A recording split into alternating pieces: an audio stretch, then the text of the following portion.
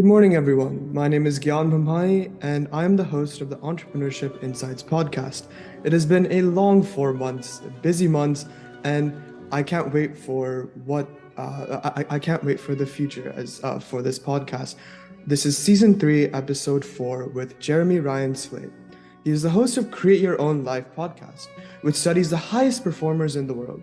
He studied literature at Oxford University, as well as holding a master's in early Roman Empire propaganda from Seton Hall University.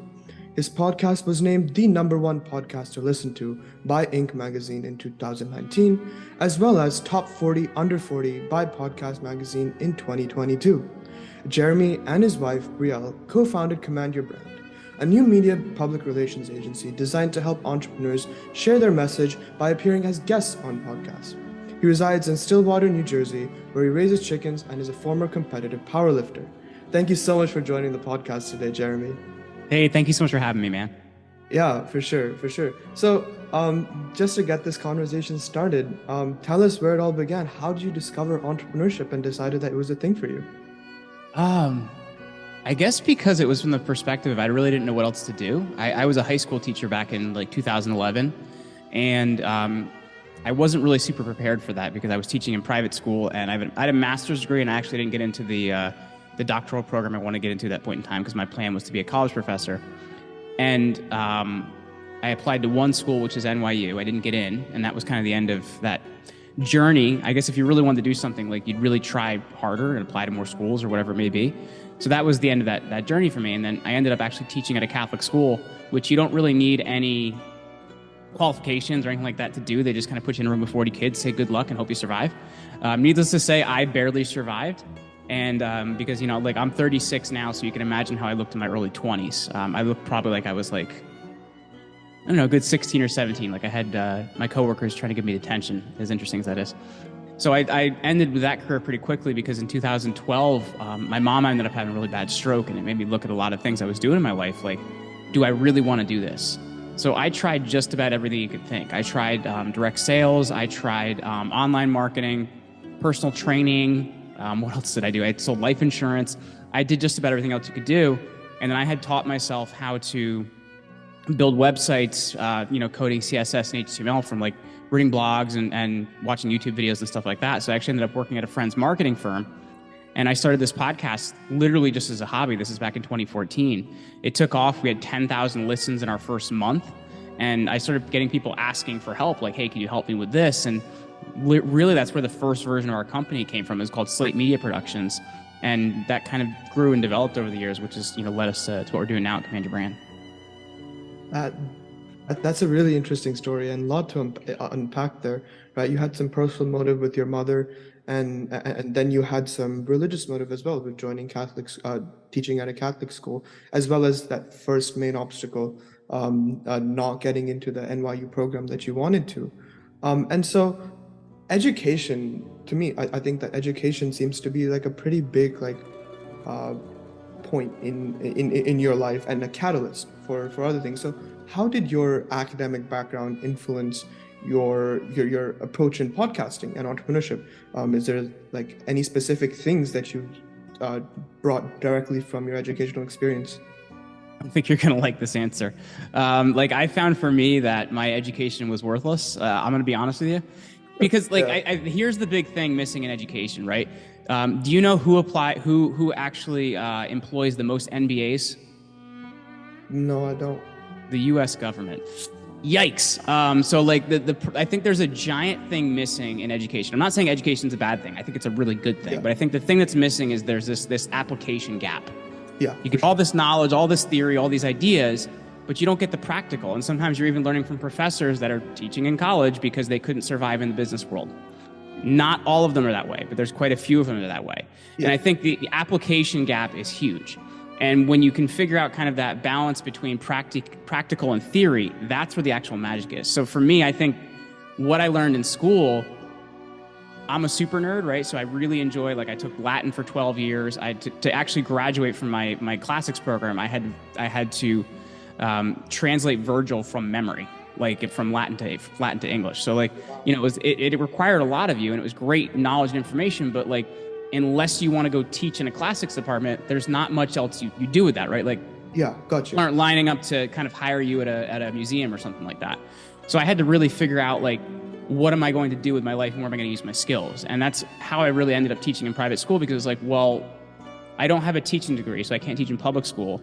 And we've kind of over-specialized, if that makes sense, right? We've over-specialized in a lot of ways, so you end up really diving into that. So for me, I think what it really comes down to is experience is a really, really great teacher.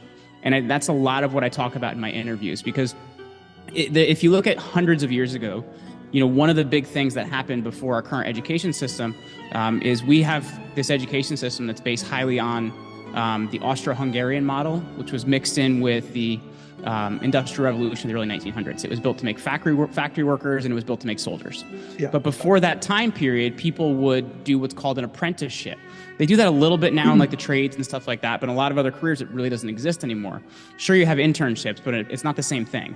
An apprenticeship is you'd go work in a career for a year, 2, 3, get some experience, and you either discern, do you like that career, do you not like that career? So it really, to me, I think that's a really big thing missing. And a lot of the successful people I've talked to, so much of what they do is from experience, man. It's from like hard-won things, so they've had to learn all those things that were missing. So for me, that's how I've really viewed education. Is theory is amazing, but we have this kind of huge gap in the application of knowledge. And if we can close that gap and figure out how to close that gap faster, that's how you can win.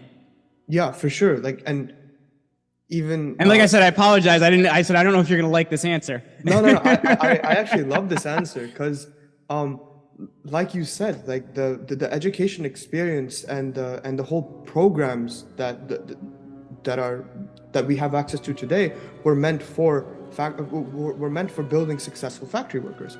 And yes. And in that industrialization era, like things like working 18-hour days and all that was necessary to produce like the computers we have today, to produce like this conversation we're having today was all a result of that. But yes. Now I feel like with what you're doing and everything, that we need to direct focus on things that really foster creativity. Well, it's a more individualized approach, right? Like if you look at the most successful education is built on like you as a person and what you need to be better at what you're doing. Not just like, all right, so this is a blanket approach and we kind of think that everybody in this age group should be able to pass this or have the ability to do this. But like, dude, we all learn differently. We all have different things we're good at. Like, like I can remember dates and times and events and I can put it all together. But like, dude, I barely passed calculus. So like at the same time, like we all have these different things. And I think that's why it's hard to say, okay, so this approach works for everyone. It really doesn't. Yeah. And that's a problem with standardization in that manner, right? Like we're all expected to like, okay, like it's just like create like a standardized approach to like, okay, everyone can fit in under this, but it really isn't. And I feel like that's why we have so many entrepreneurs and so many engineers and so many doctors, and like a doctor can't be an engineer and an engineer can't be an entrepreneur. Like it's a complete different way of learning that sort of leads to that, right? And so I would say that's true, but like I've met some doctors that have learned to be really awesome entrepreneurs, right? Because it is a different skill set, but like I just feel like like if you look at that, they're like coming out of medical school, there's people that come out with, amazing abilities, but then if they try to go into private practice, they don't know how to run a private practice, right? So there is just so much of this skills gap of how you actually do something out there. Yeah, for sure. And that specific thing that you highlighted, like the skills gap, like in the last century it was apprenticeships, and now it's like internships, like a sort of like dialed down perspective on how you can approach getting experience. But I feel like there is still that major skill gap, like even in entrepreneurship, like, okay, like how do I get entrepreneurship experience, right? And like you said, experience is the biggest teacher. Yeah, and I think from that perspective, like something I've seen work really well for, myself and a lot of other people is you find somebody that you admire and you see like, how can I work with this person, add value to this person and do something that way? Like who's the best at sales? Who's the best at marketing? Who's the best at online marketing? Who's the best at paid traffic? Like figuring out how to learn all these different skills from people that have done it. Like there is so much value in even spending 3 or 6 months with somebody versus, 4 years in school trying to learn the theory of it. Exactly. But sometimes I feel like it's not one or the other, but I feel like it's like you have to individually. I feel like you have to strike a balance between both theory and practical knowledge, because Yes, the theory, I feel like it teaches us how to think about that's things, right. and it's not specifically like, okay, that I learned engineering in school and then I'm going to apply the engineering to the workforce. It's about how did learning engineering teach you how to think, and that way you can apply that to such a broader perspective of things, you know. Yes. Yeah, the most valuable class I took in college, and I still remember the professor's name for this reason, and we're talking like, gosh, 15, 16 years ago at this point. But Yeah. I remember this professor's name because this was such a valuable class, Dr. Stephen Kang, and it was logic. It was probably the single best course I took in college, and it was how to look at something and see the flaws in logic and see when things don't line up and see when things don't work. Because if you do learn to think and how to think, Yeah. you can analyze an argument like you wouldn't believe. Yeah, like it's all like how you're able to map it out, you know, like ideas on ideas, right? And I feel like that can help with writing, that can help with like inventing things, you know, like it's just like, because at the base there's this logic that determines everything, you know what I mean? Yes. And so you mentioned that you're a former power lifter. So like, how's your experience in that world of athletics shaped your mindset? Because like I scroll on Instagram quite a bit, and I realized like, okay, like this guy hit a glow up, but and he goes from like this skinny or like this fat guy to like a really muscular dude, but he's also making so much money, you know. And I'm like, okay, you grew up in like many, like in many ways. So how is that sort of shaped? Like, did your experience as a power lifter also help you with building Command Your Brand? Yeah, in a couple different ways. Like, I think the first is like, number one, it just kind of gives you the ability to have faith in yourself and your own ability, right? Because you can see what you can do and you can produce and you can kind of get a win really quickly. Whereas a lot of things in life, you can't always get a win quickly. Like, okay, I want to pick up that thing. I picked up that thing. Great, I can pick up that thing, right? Like, you get the confidence in that. Yeah. You also create discipline, right? Because in order to like accomplish that, you have to be very disciplined, whether it's with your diet or whether it's with exercise or whether it's with, your routine, what's been happening there. That's another part of it. But I'd say the other really big thing, and I think that the bigger part of it is something I like to call linear progression, because everybody's like, oh, wow, you were benching 455, which I don't anymore. I've lost 40 pounds. But like at that point in time, like they see that, they're so impressed and think it's so cool. And they're like, I would love to be able to do that. They're like, how did you do that? And it's linear progression, 2 to 5 pounds a week for 10 years, right? Like that's how you actually get there. And I think a lot of people, they see the jumps, they see the growth, they see the, you're suddenly relevant or you suddenly do this thing. They don't see the 5 to 10 years that you were doing that in the background, right? Like you don't get there overnight. And I think to me, that's the biggest thing, is learning kind of the steps in growing a business, the steps in implementing the right program, the steps in saying, okay, the statistic is up here. What do I do about this statistic to achieve the next level of growth? And what KPI should I really be measuring, right? So to me, that's really what it comes down to, is understanding how growth actually works. Because everybody thinks that growth is a straight and vertical curve, when a lot of times it's not. It's flat for a long time, then eventually begins to rise.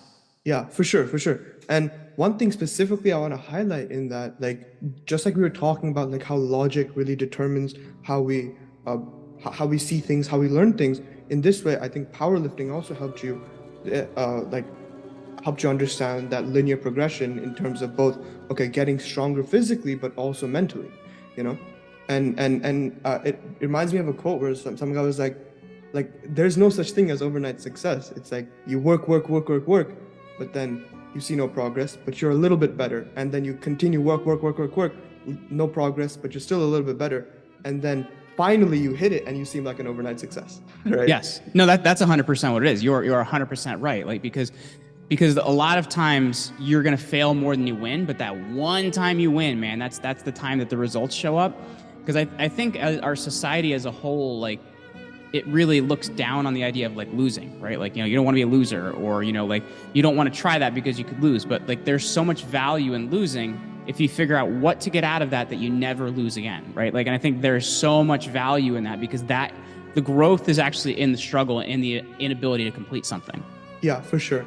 It's like you don't have to only want to win, but you also have to hate to lose after you lose, of course, right? So it's, well, you got to know what it tastes like, man, right? It's the same thing. Like, if there was no difference between good and evil, right? Like you just have indifference, and indifference doesn't do anything for you. Exactly. I feel like that's the best way to put it. So highlighting a little bit of your podcasting journey, you were ranked #1 in the business category on iTunes and recognized as a millennial influencer by BuzzFeed. So how do you maintain your edge in that market, and how do you like continue to scale even when you have competition doing the exact same thing? Well, I think one part of it is you have to understand that, like, for me, I get the difference that there's kind of 3 parts to every sale, right? Like, people think they just want to sell something. Like, all right, the sale is what I want. But if you look at it, there's 3 parts. There's public relations, marketing, and sales. And a lot of people want to take marketing and put it under or public relations, put it under the marketing umbrella. Sure, maybe it could. But at the same time, I look at it more like a conveyor belt. If you have PR in, marketing is more successful, which means you can sell something. If you can't sell something, you take a look at your marketing and figure out what's wrong with it and figure out what's not converting. And it's usually because your public relations program isn't well. So for me, I've always focused on personal PR, big time. What sites am I contributing to? What places am I writing? How am I adding to my space? I do a lot of speaking. I just spoke at an event in Thailand called AdFest a few weeks ago. And this is how you really do it, is getting seen, being heard. It's why I'm on podcasts all the time. It's why I'm creating content. And when you have those things in place, you continue to be relevant, right? Because you're continually having discussions on things. You're continually learning. You're continually having your pulse on it. So to me, that's what it's all about. Is I've always been somebody that has concentrated on my personal PR so that people know who I am, and they trust me because they can see, I demonstrate that. So that's the thing since day one, when I had literally nothing, I focused on where am I contributing to in terms of being a writer. I've wrote for places like business.com and a lot of these other places. What am I doing in terms of the content I'm creating, and where am I contributing? That's been a big deal for me. Yeah, for sure. And even in that, like, I feel like the way, the analogy you used was like a conveyor belt, right? Like, okay, to get this final sale, I need both marketing and PR. And if the sale's not working, I need to make sure that like marketing and PR are on top. So I feel like, on top and working. And so yeah. I feel like it's honestly the way you design things and the way you design your formula, because for you, this conveyor belt may work, but for another person, that success, that end of the that end of that racetrack is not just marketing and PR. And I feel like if you just design your formula and you continue to follow it, I guess in that way, it helped you get an edge, and it can help anyone else also get an edge in that matter. No, 100%, because you have to like I said, it's when you look at public relations, I think people have this false idea of we're fixing whatever this political figure did, or we're getting them out of trouble. And that's crisis PR, right? That's what we all love. If you ever watch the TV show Scandal, we love those things because they're interesting. Yeah. But if you look at public relations, essentially what it is, a public is actually a specialized term, meaning a type of audience, and relations realizing how you talk to them. So your public could be, other entrepreneurs. It could be the public at large. It could be certain types of business owners. So you have to understand who is the audience I want to communicate this to. And then when you look within that, all you're trying to do is get them to have an idea. Public relations is the sale of an idea. If I can get you to believe something about my brand or about my company or about my product or about my service and shift your viewpoint, well, my marketing is going to be more effective and you're actually going to buy my product. So if you can get somebody to have to buy your idea, that's where you win. Yeah, for sure. And I feel like they have to like you as a person as well, right? And I think Grant Cardone said this, is like people aren't going to buy just products. They're buying from people, right? And if the person isn't someone they like, then they just won't care, right? And so 100%. Yeah. So could you go a little bit into depth about how you made yourself more presentable and likable in your markets? Well, I think the big thing, and I see you're applying this here too, so I'm going to really acknowledge you on that. Showing up in a suit jacket and everything like that. Professionalism and how you present yourself is vital, because in everything you do, I've always applied this. In everything you do, present yourself as a professional. Do you have to have the best mic out there? No, but you have a great background. You show up in the right way. How you carry yourself and how you run things is going to affect what you do. So carrying yourself as a professional is important. So that's been a huge part of it for me is I've always carried myself as a professional and tried to do everything I've done as a professional, trying to be the best at what I can do. And when you really approach things that way, that's actually how you get better results. So in that, it's also been looking at, okay, so within this market, who are the people I need to connect with? So I actually made a spreadsheet of the 100 people that I should most be connected with in order to create attention in this market. And like, who are those people? The first one I put in that list, which took me 400 episodes to get, with Seth Godin. And I said, okay, this would be somebody that would make a big impact for me. And so I think when you have that, then you're then reaching out and saying, okay, so I'd love to have a conversation with this person. And you'd find that most people will make this list of names and they'll be like, oh, I can't reach out to those people yet. Like, I'm not ready for that yet. Yeah. You'd be surprised how many you reach out to if you show up with the right purpose. The purpose of this conversation is, and what I want to solve is blank. Yeah. They're going to buy into that. So to me, that's where I started, was conversations with the right people, because I had no credentials, man. I was a high school teacher. Like conversations with the right people, continually building, continually learning, continually improving on myself, and year after year after year, like that's how you get there, man. Yeah, for sure. And something you're talking about, presence, and like how you present yourself. I remember like it was a year ago, where I asked my dad, like, okay, my birthday gift should be a webcam and a microphone, and like I'm still like here, microphone's like down here and not here, but I'm still using everything, and I'm like I had this in mind, like, okay, this is the only platform that's gonna help me meet new people, especially as a young person, and I feel like that, like first of all, the production quality just like went through the roof, right? And then plus, I also felt more confident in talking with people.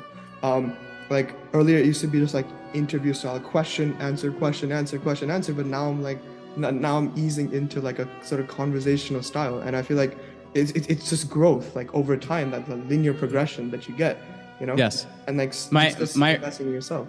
My early episodes, I can't listen because I'm like, oh God, that's terrible. Like so this may sound weird, but I don't like listening to the sound of my own voice recorded. I'm just like, oh, I don't know. But like my early episodes make me want to throw up, because I'm just like, they were like interrogations for the poor person on the other side of the mic. All right, next question, great. Next question, great. Next question, great. But like when you're, new at something, and when you're nervous or whatever, you do what you got to do to fill the void. And for me, I always worked on my chops as an interviewer. Like, how can I get better at that? So I listened to people that I thought were great interviewers, Oprah, Larry King, people like that. And you look at, what are they doing? How are they operating? And the better I got, and the more I've done, like I've done 1,200 episodes now, the more I've done, the more ability you get to do those different things. So my prep now is I come up with 3 to 5 questions. I may not even get to all 5 of them, realizing that question is great from the perspective of it's just opening up things for the better follow-up question. Yeah. A really good follow-up question is actually where the conversation goes. Yeah, for sure. Like, I remember my first ever podcast. My parents had also joined the meeting, just to see how I did, and I finished that thing in 24 minutes. And I had like 15 questions, so I'm like, okay, I have to cover 15 questions in like in under half an hour. So it was ridiculous, right? And then slowly I just started my parents were like just chill out, like calm down. You're having a conversation, and it's with a person, right? It's 2 people getting to know each other on a deeper level, and I feel like that really helped me shift perspectives. Like, okay, I'm gonna slow it down. I'm gonna talk. And because like when my mind starts thinking fast, I start stuttering, and you can't understand anything. So it's just like over the 3 seasons, it's been a wonderful experience, just like being able to slow everything down, and most of the time I don't even get to all the questions. I'm just like, okay, and yet those interviews ended up being more successful than the ones where I did.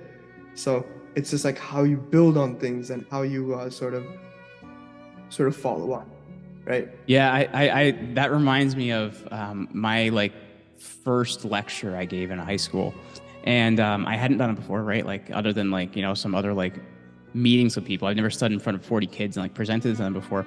So we were talking about the Glorious Revolution, right? It was the first presentation I gave. I had 180 slides for a 40-minute class. Those poor kids. Oh my God. But the thing is, when you're nervous, right, you over prepare. You do way too much to try and handle that nervousness, then rather than just realizing sometimes you just got to go through something and be okay with being uncomfortable and figure it out on the fly, man. Yeah, for sure. And it's just like it's just talking with people. Like it's if you try to follow that, we mentioned that how creating a formula and sticking to it will lead to like linear progression and growth. But if you stick too much to that formula and you confine yourself by it, then there will be no growth, right? Yes. Like that balance. And I guess this marks a nice place in the interview to get to like a rapid fire question, sort of. Sure. Like a minute or two where I'm just gonna ask you like 10 questions, and then which you haven't seen, by the way, and these are just gonna be like quick phrases, one or two words, and then a quick explanation for each one. All right? Are you do some like some Rorschachs too? Like you're gonna throw up some like colored shapes, and I got to decide what they are. No. It's just like yeah, it's just something I decided to do. That was pretty fun. No Rorschach tests. I'll be okay. No, yeah, it's all good. All right, so ready when you are. Yeah, let's do it. All right, so number one, if you could have a podcast episode with any historical figure, who would it be and why? George Washington. If I've just read a book about his life, which is way too long. It was an audiobook. It was 84 hours.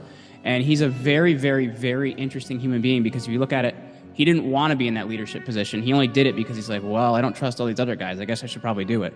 So like, I think that to me, the thing I like about that is often people that seek power because they want power are people that shouldn't have it. And the ones that actually should have it are the ones that really don't want to be there. Okay, that's really interesting. Okay, question number two. What's the most unexpected thing that's happened during a podcast interview?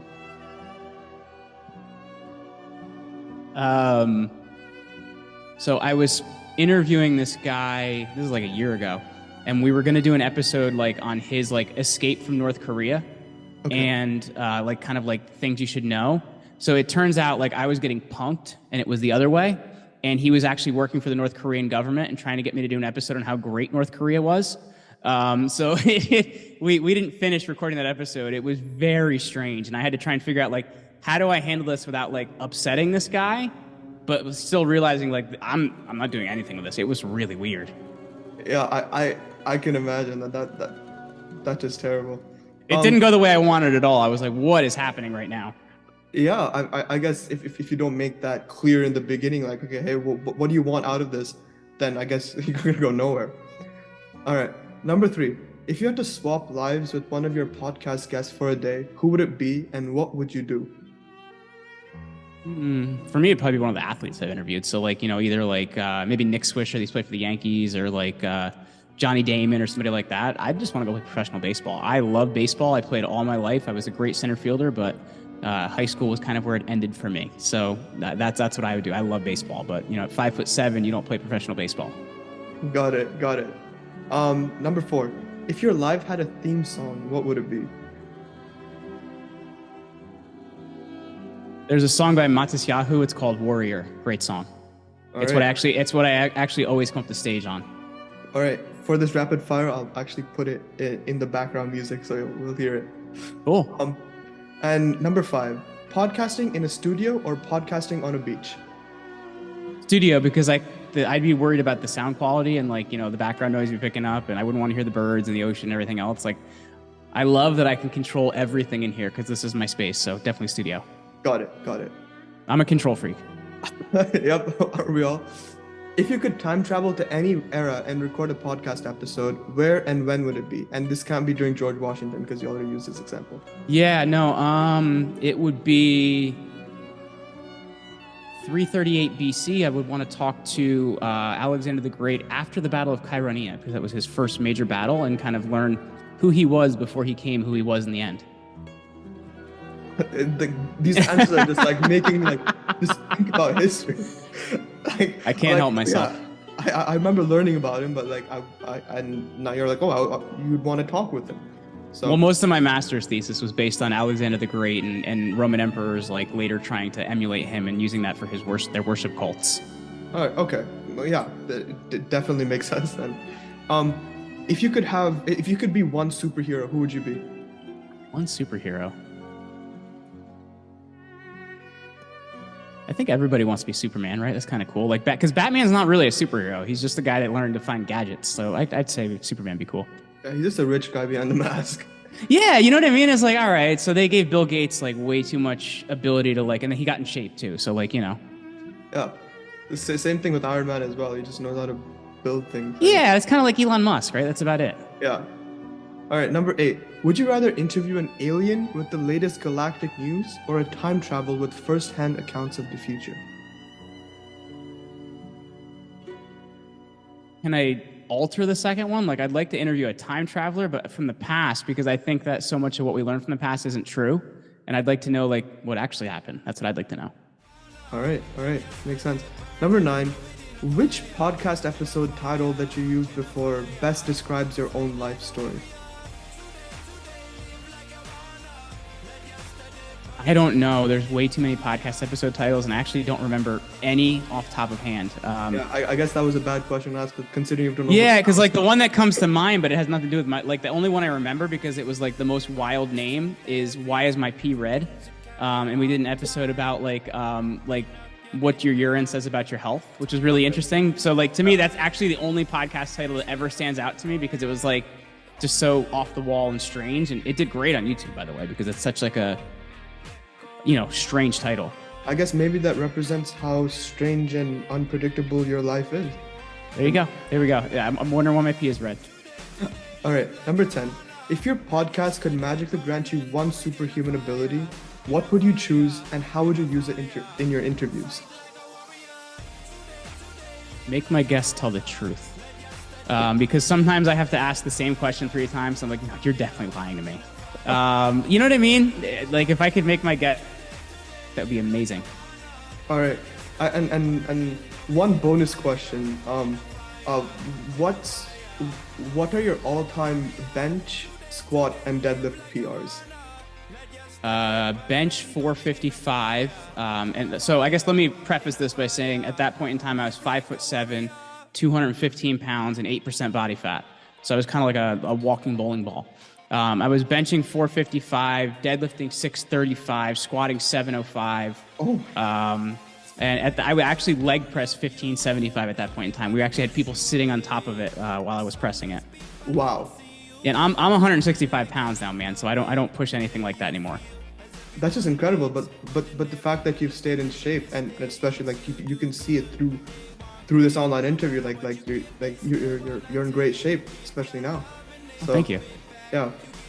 So I guess that finishes the rapid fire round. I guess it's a way to like get us to think about like different things that we wouldn't really think about. But thank you for that. Yeah, man. Yeah. So now let's get back into like the the serious part of the conversation. So sure. You've like Tom Brady is known for his incredible success in football. Like just for example, or you could put like a baseball player in his shoes as well. So how do you draw parallels between his approach to adversity and that of a successful entrepreneur? Well, I think the thing you have to look at is it goes back to a lot of what we've been talking about. Like, and I think Tom Brady is actually the best example of that for the reason of, like, I guess if you look at it, sure, he's 6'5", 240 pounds. So he was 220 pounds. So if you look at it, like, yeah, he's physically gifted to play football, but he runs like he's got a piano on his back. He doesn't have a big arm, right? He can't throw the ball 80 yards downfield like Joe Burrow.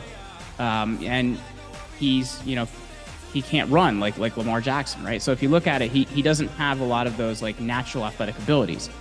So he barely started his senior year in high school. He barely starts his senior year at University of Michigan and has to compete against Drew Henson in order to start. He gets drafted by the Patriots in the 6th round, only plays because Drew Bledsoe literally almost dies on the field. And when you look at like what makes Tom Brady great is he was willing to just outwork everybody else.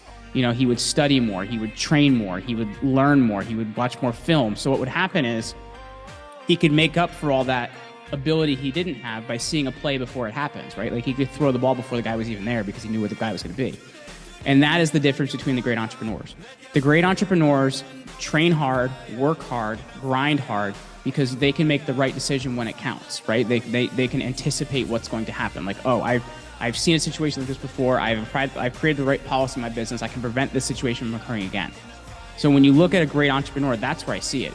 It's your willingness to outwork, your willingness to show up, your willingness to keep showing up, because most people, frankly, are lazy and they won't show up. They're going to do what's easy. They're going to give up pretty easily. If you can just not do that, you're going to be pretty darn successful. It just may take longer, you know? Of course. And have you heard of Alex Hormozi before? Yeah, of course. I just actually finished his latest, his book, $100 Million Leads, I think it was called, or $100 Million Marketing or something like that. Yeah. And he said something similar. He said, outwork your self-doubt. Have an undeniable stack of proof that you are who you say you are. And it's like, okay, like it's justifiable to have an ego, but just work to justify it, right? in that manner, right?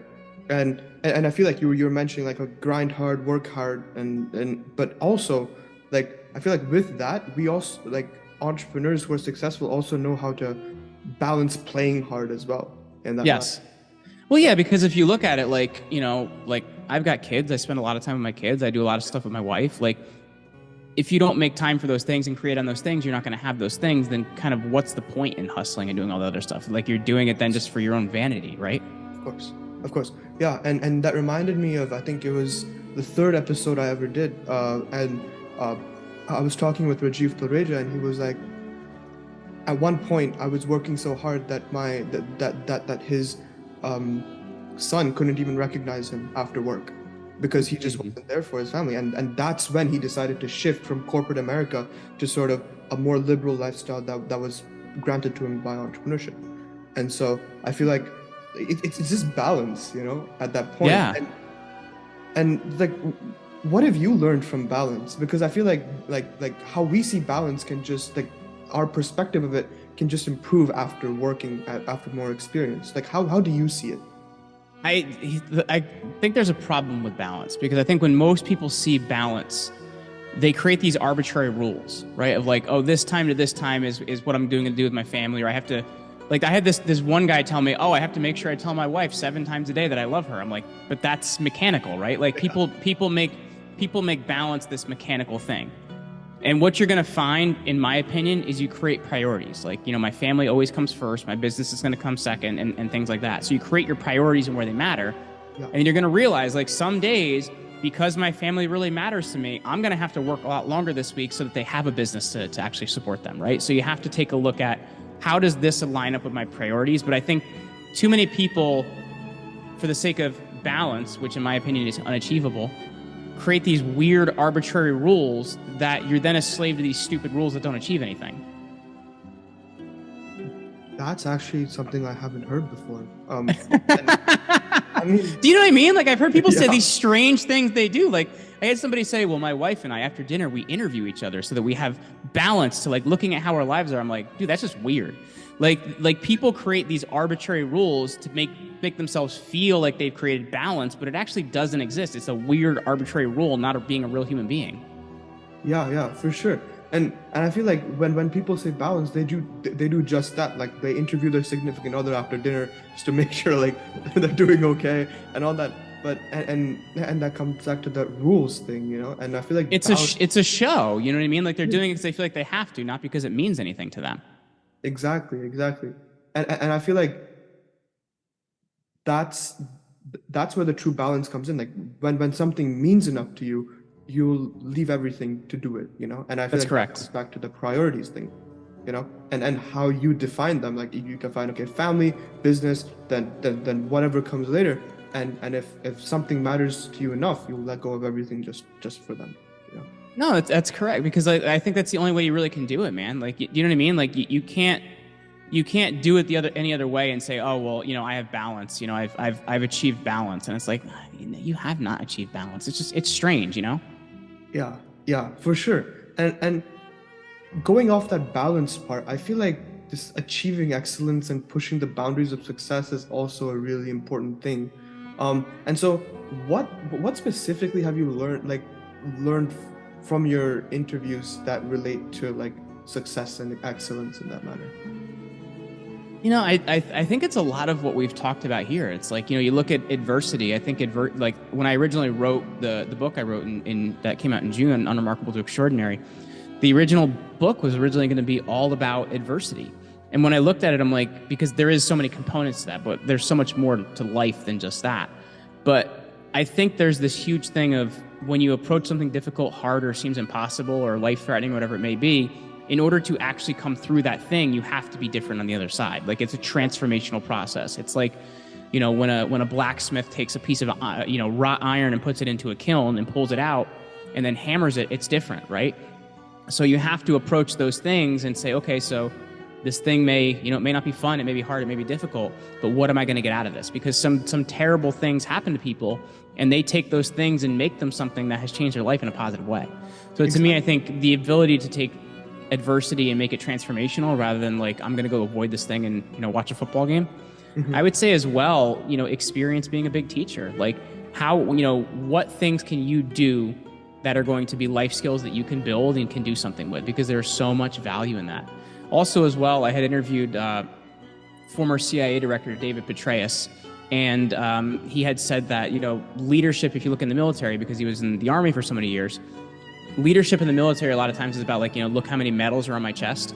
And because of that, people want to, really talk about how important they are and whatever, and that's not really leading people. So when you look at it, it's understanding where people are, what they need, and working alongside of them. And to me, that's been, just a major thing I've learned with even how I lead my own company. Yeah, for sure. So in that manner, how do you define success then? Because I feel like some people are like, oh, I bagged this many cars, I have these many properties, I achieved this, like, I feel like that's quantifying success. But like, how do you define it for yourself? And how do you know that you're successful? How do I define success? Like when I look at success, the way I would say I define it is by being able to do what I want to do with who I want to do it with, and then being able to basically give, pro-survival attention to other things in my life that matter well. That may be money, that may be support, it may be awareness, whatever it is. Because I think a lot of times when you work for a company or, things aren't going so well, you don't have those decisions, right? You got to do what you can do to survive. So to me, real success is not having to worry so much about survival, but being able to help, do what I want to do, with who I want to do it with, and help the groups I want to help. Got it. So it's just like, in that way, it's like freedom to do whatever you want, wherever you want, and whoever you want to do it with. Yeah, 100%. Yeah, and I guess that's a very simplified way to put it. But I feel like I try to make life simple, man. I think people complicate life. Yeah, I mean, like, based on the examples you've already given me of like people who you've seen like interviewing their significant others, or like doing things, like calculating things to the point where like you don't even achieve balance. Like, I feel like simplicity is necessary, and I feel like that's one way you can achieve balance as well, and success. It's, you know what I mean? Like when complexity exists in something, you're going to find a couple different things. You're going to find that it's either somebody doesn't understand that thing, so they've made it complex, or they've created complexity so they don't actually have to confront the thing in front of them. So they're like, all right, if I got to run through these 33 different things to hit that thing in front of me, I don't have to see it. It's not there. And to me, if you can make things simple, it shows that you understand them and you're willing to confront things in life. Yeah, exactly. So as we close off this interview, what are like 4 things that you'd say that you want like teens to really pick up, and that can really help teens achieve success and like expand their boundaries of excellence in that way? I would say number 1, get a manual labor job, just from the perspective of it's going to teach you discipline, it's going to teach you a life skill, it's going to teach you something else. Yeah. So if you do want to go out and build a business, you can still make some money to support yourself while you're building that business, because it's probably going to suck the first couple of years if you're not venture backed. So that would be one thing I would say. Number 2, I would say, like, if you want to achieve any skill, I would take a look at who has that skill already and that you can learn it from, rather than having to make all the same mistakes they already made. And the other thing I would say as well is be patient with where you are. I think many times people are like, okay, I want to be here, I want to be this, I want to be that, I want to achieve that. And so because of that, we're not in present time. We're continually trying to like either handle the past or handle the future, whatever it is. And if you're not in the present, you can't create. You know what I mean? So to me, that would be the biggest thing I would say. I guess, yeah. Okay, so you said manual labor, then you said find a mentor, and then you said be patient with who you are. Yeah, because I think like when I look at my 20s, I was like often trying to like achieve this next thing or win this next goal or do whatever. And so I think a lot of times I wasn't there to enjoy the things I was actually achieving. And when I look at it in hindsight, I'm like, man, I did a lot of cool stuff in my 20s that I really did not give myself credit for at the time. Yeah, got it, got it. Yeah, and this reminded me of something I saw the other day. It said, okay, make your 9 to 5 fund your 5 to 9, and then make your 5 to 9 fund your 24/7.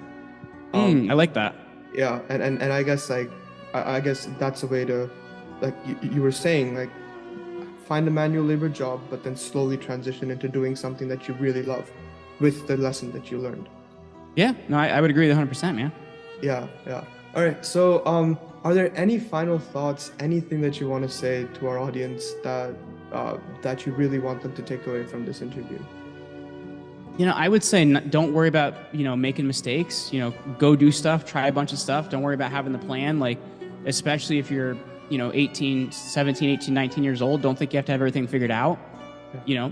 Most likely the major you're thinking about now won't even be the job you're going to have in 20 years. You know what I mean? So it's like, don't worry so much about it and don't make things matter so much. Build some skills, meet some people, build some great relationships. And to me, that's what you're really going to see success in life.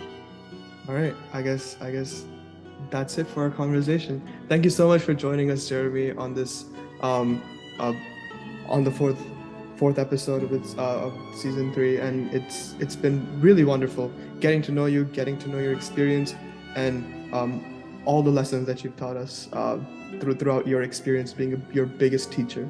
So hey, thank you so much. Yeah, for sure. And with that, have a wonderful day, y'all.